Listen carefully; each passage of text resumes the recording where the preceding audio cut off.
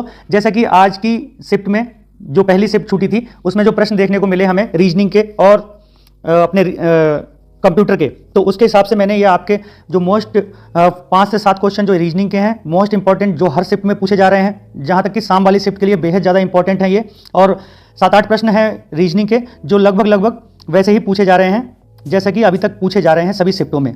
तो रीजनिंग और कंप्यूटर का लगभग लेवल सेम है। जो रीजनिंग के जो टॉपिक हैं, जैसे वेन डायग्राम से एक प्रश्न आ रहा है, ब्लड रिलेशन से आ रहा है और सिटिंग अरेंजमेंट से आ रहा है, तो उसी के पैटर्न में मैंने ये रीजनिंग के प्रश्न लिए हैं। आप इसकी रिवीजन करके एक बार जाएं अपने शाम के एग्जाम में, तो डेफिनेटली ये प्रश्न आपको देखने को मिलेंगे ही मिलेंगे। और सेम क्वेश्चन जो एक्ट वगैरह से या फिर शॉर्ट की वगैरह से, वर्ड से जो प्रश्न कंप्यूटर में बन रहे हैं, वही वैसे ही हूबहू प्रश्न में लेके आया हूँ आपके लिए, ठीक है, कंप्यूटर के। तो देखते हैं ये आपको बहुत हेल्प करेंगे आपके आने वाली परीक्षा में, या जो शिफ्टों में अभी एग्जाम होने वाले हैं जिन बच्चों के। तो हम लगाते हैं। पहले रीजनिंग का प्रश्न है हमारा। पहला प्रश्न है, किसी कूट भाषा में वायु को हरा, ठीक है, तो यहां लिख लेते हैं वायु को क्या कहा जाता है? हरा कहा जाता है। हरे को नीला, ठीक है, हरे को कहा जाता है नीला, ठीक है, नीला कहा जाता है। नीले को आकाश कहा जाता है, नीले को कहा जाता है आकाश, ठीक है। आप किसी हिसाब से करते हो अपने लॉजिक लगा के, लेकिन मेरे करने का तरीका ये है, और वहां देखो इतना टाइम कम नहीं है, आप अच्छे से करके सकते हो, लेकिन हाँ प्रश्न गलत नहीं होना चाहिए। और आकाश को पीला लिख लो एक बार, ठीक है, आकाश को कहा जाता है पीला, आकाश को पीला कहा जाता है। और पीले को पानी, तो पीले को कहा जाता है पानी, पीले को कहा जाता है पानी। तब उस कूट भाषा में साफ आकाश का रंग क्या होगा? तो दोस्तों साफ आकाश का रंग कैसा होता है? नीला। तो नीले को क्या कहा गया है यहाँ पे? आकाश। तो हमारा सही उत्तर हो जाएगा इसमें आकाश, ऑप्शन नंबर बी। तो इस हिसाब से आपको इसमें से ऑप्शन छांटने हैं और कर देना है। ज़्यादा रीजनिंग हार्ड नहीं पूछी जा रही है, लेकिन उसमें से आपको समय बचाकर और जो प्रश्न पूछे जा रहे हैं उनमें दे सकते हो अगर आपकी प्रैक्टिस की हुई होगी। अगला प्रश्न है हमारा बेनारक से। देखो कितने स्टार, टायर और पेन दोनों हैं?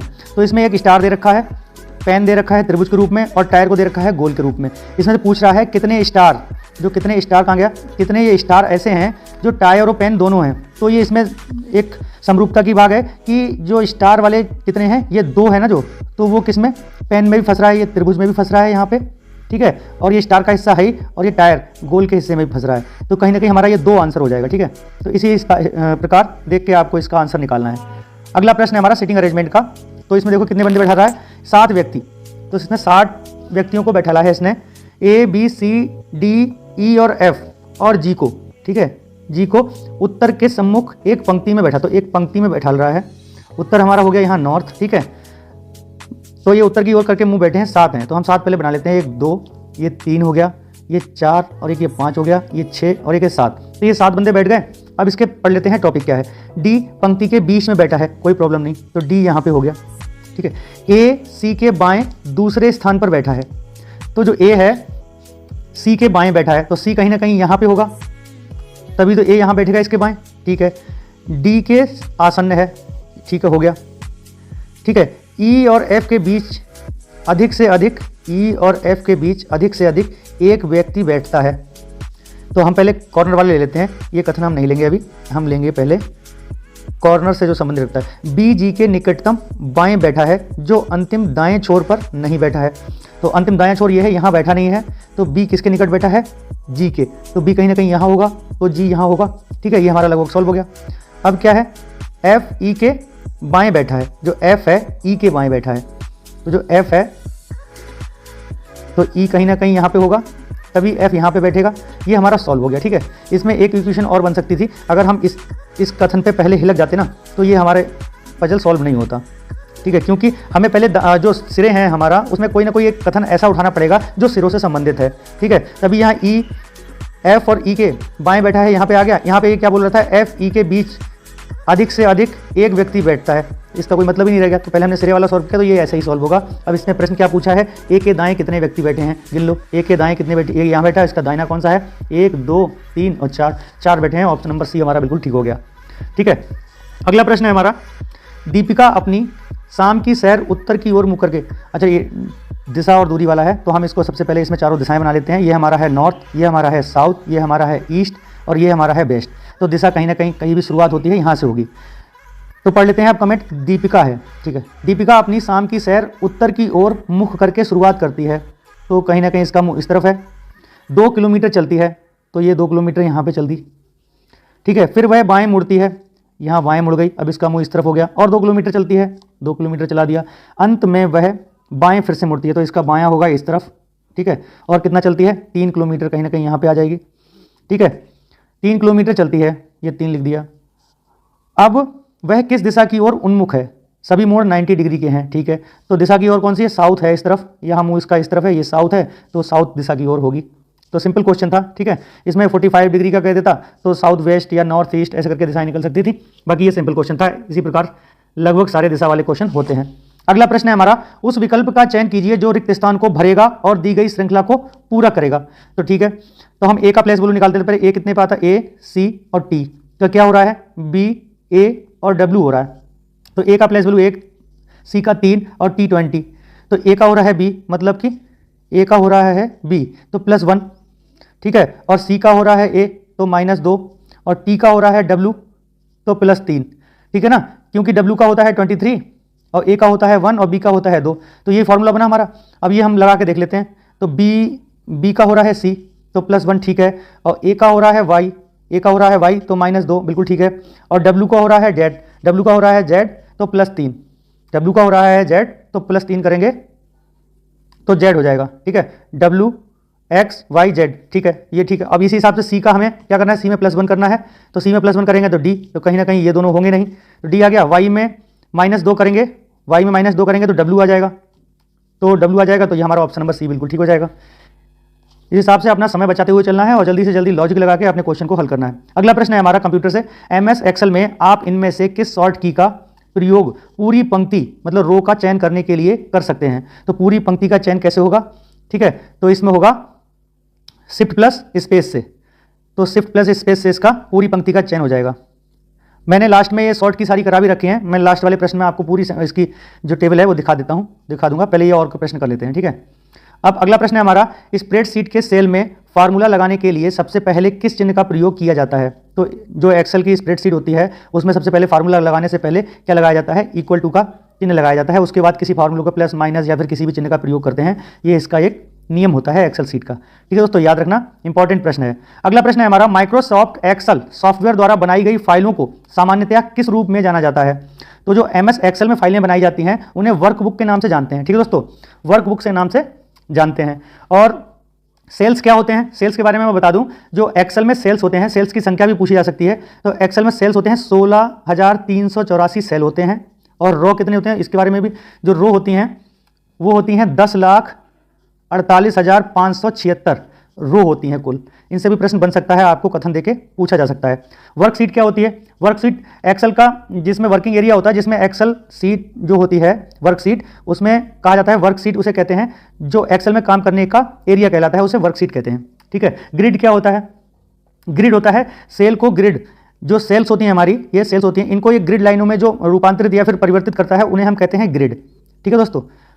अगला प्रश्न है हमारा, फोल्डर के सभी फाइलों का चयन करने के लिए आप डैश कीबोर्ड शॉर्ट की का प्रयोग करेंगे। तो फोल्डर की सभी को अगर हमें सिलेक्ट करना है तो हम कंट्रोल ऑल, ठीक है, कंट्रोल ऑल का शॉर्टकट की इस्तेमाल करेंगे, ठीक है।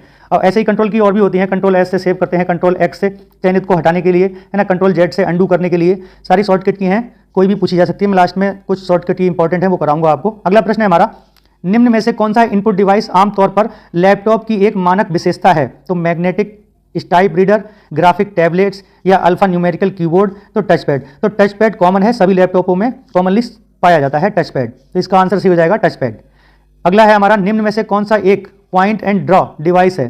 पॉइंट एंड ड्रॉ डिवाइस क्या है, कीबोर्ड है, स्कैनर है, प्रिंटर है, माउस है, तो ये इसका सही उत्तर हो जाएगा माउस, जिसमें हमारा पॉइंटर भी लगता है, आपने देखा होगा, ठीक है, इस प्रकार का पॉइंटर होता है और ड्रॉ भी कर सकते हैं उससे, वर्ड पैड, नोट पैड, इन पे आप ड्रॉ करते हैं, चलाते हैं तो चल भी जाता है माउस से। अगला प्रश्न है हमारा, साधारणतया डैश लेआउट वाले कीबोर्ड का प्रयोग किया जाता है। तो कीबोर्ड इतने प्रकार के होते हैं, कितने, ये देखो चारों प्रकार कीबोर्ड के हैं, अल्फा कीबोर्ड होता है, न्यूमेरिक कीबोर्ड होता है, जो कीबोर्ड के इधर न्यूमेरिकल, और डेवरॉक कीबोर्ड होता है। तो आमतौर पर नॉर्मली जो पाया जाता है हमें QWERT में पाया जाता है। तो QWERT का इसमें से एक कॉन्सेप्ट भी पूछा जा सकता है।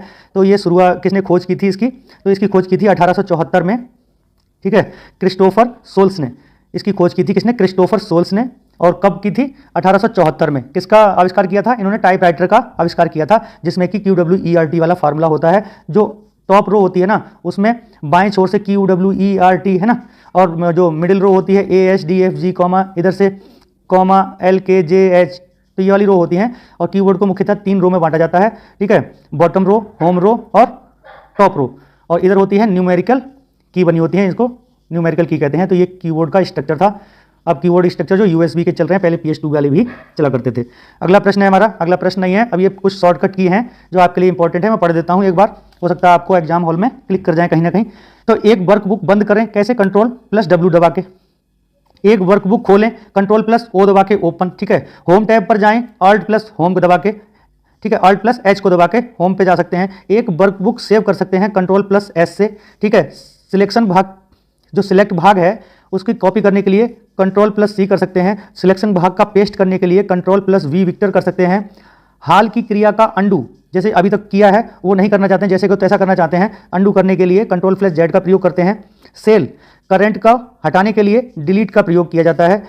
एक फिल कलर चुनने के लिए Alt+H, ठीक है, कॉमा H का प्रयोग किया जाता है। इतना गहरा प्रश्न पूछेगा नहीं, लेकिन फिर भी देख लो। सिलेक्शन भाग का कट करने के लिए, जो सिलेक्ट भाग है उसको कट करने के लिए Ctrl+X का प्रयोग किया जाता है। इंसर्ट टैब पर जाने के लिए, जो इंसर्ट टैब है उस पर जाने के लिए Alt+N, मतलब Alt+N का प्रयोग किया जाता है। बोल्ड फॉर्मेट को अप्लाई करने के लिए Ctrl+B, बोल्ड जो हो जाता है ना, थोड़ा लिखा होता है और थोड़ा मोटा मोटा डार्क लिखने लगता है, तो उसे बोलते हैं बोल्ड। तो किसी भी लाइन को आप सिलेक्ट करके Ctrl+B दबाओगे तो वो बोल्ड फॉर्मेट में आ जाएगा। ऐसे ही सेंटर लाइन सेल करंट, तो सेंटर लाइन सेल कंटेंट को करने के लिए Alt+H+A, C, ये नहीं पूछा जाएगा, ठीक है, इतना हार्ड नहीं, डीपली पूछा जा रहा है। पेज लेआउट टैब पर जाने के लिए Alt+P का इस्तेमाल करते हैं। डाटा टैब पर जाने के लिए Alt+A का, और U टैब पर जाने के लिए Alt+W का प्रयोग किया जाता है, ठीक है। कॉन्टेक्स्ट मेनू को खोलने के लिए विंडो मेनू, ठीक है, Shift+F10 या विंडोज मेनू, एक विंडो का बटन होता है जिसमें आपने देखा होगा ऐसा वाला बटन होता है, यहाँ पे Alt के बराबर में विंडो का मेनू होता है, या तो वो दबा दो, या फिर Shift+F10 जो फंक्शन की होती है हमारी F10, ठीक है, तो Shift+F10 को भी दबा सकते हैं आप, या फिर विंडो को दबा सकते हैं।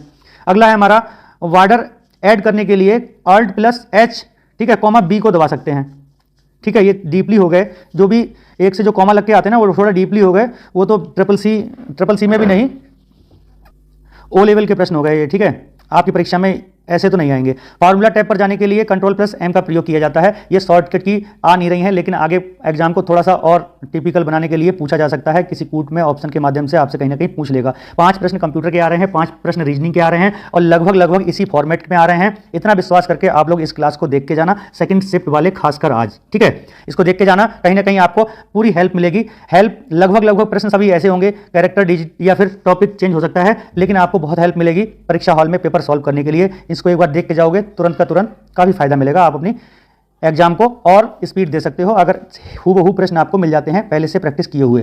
तो आज की क्लास में इतना ही। जानकारी अच्छी लगी हो तो कर देना लाइक, और हाँ, देख लेते हो, सब्सक्राइब नहीं करते हो और लाइक नहीं करते हो तो वो अच्छी बात नहीं है, क्योंकि हमारी 20-20 के 30-30 के वीडियो चल जाती है, तो हमारे सब्सक्राइब इतनी उस हिसाब से इंक्रीज नहीं हो पा रहे हैं। हमारा नया चैनल है, ग्रो और मोटिवेशन देने के लिए प्लीज़ चैनल को शेयर और सब्सक्राइब जरूर कर दिया करो। तो आज की क्लास में इतना ही, मिलते हैं अगली क्लास में। नमस्कार और जय हिंद।